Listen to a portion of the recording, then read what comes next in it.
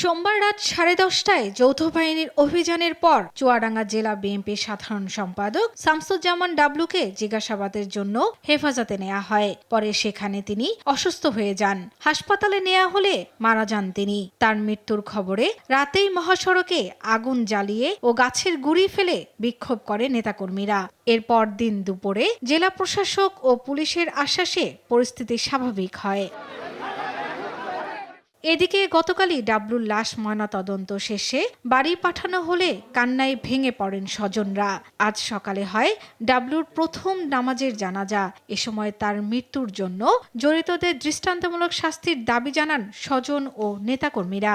জীবননগর পৌর বিএনপি তাকে হত্যা করেছে পরিকল্পিতভাবে। তার দৃষ্টান্তমূলক শাস্তি চায় যারা এর সঙ্গে জড়িত। তাকে হারিয়ে আমাদের দলের যে ক্ষতি হয়েছে সেটা পূরণ করা খুবই কঠিন হবে।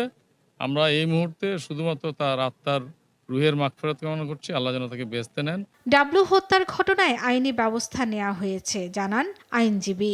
এই নির্বাচনকালে কোনো বাহিনীর দ্বারা হোক, কোনো ক্যান্ডিডেটের দ্বারা হোক, কোনো অন্যায় হলে, অপরাধ হলে ট্রাইব্যুনাল দেখবে। আমরা সেই ট্রাইব্যুনালেও অলরেডি মামলার কাগজ জমা দিয়েছি।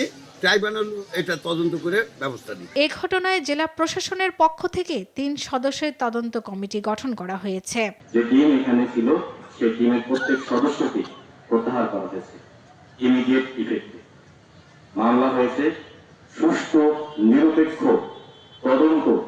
তার জন্য জেলা প্রশাসনের তরফ থেকে যা যা করা দরকার জেলা প্রশাসক তাই করবেন বলে আমাকে এই বার্তাটি আপনাদের মাঝে পৌঁছে দেওয়ার জন্য এখানে পাঠিয়েছে। বৃহস্পতিবার দ্বিতীয় নামাজের জানাজা শেষে পারিবারিক কবরস্থানে দাফন করা হবে জেলা বিএনপি নেতা শামসুজ্জামান ডাবলুকে। শর্মিলা কেয়া, নিউজ ডেস্ক, দেশ টিভি।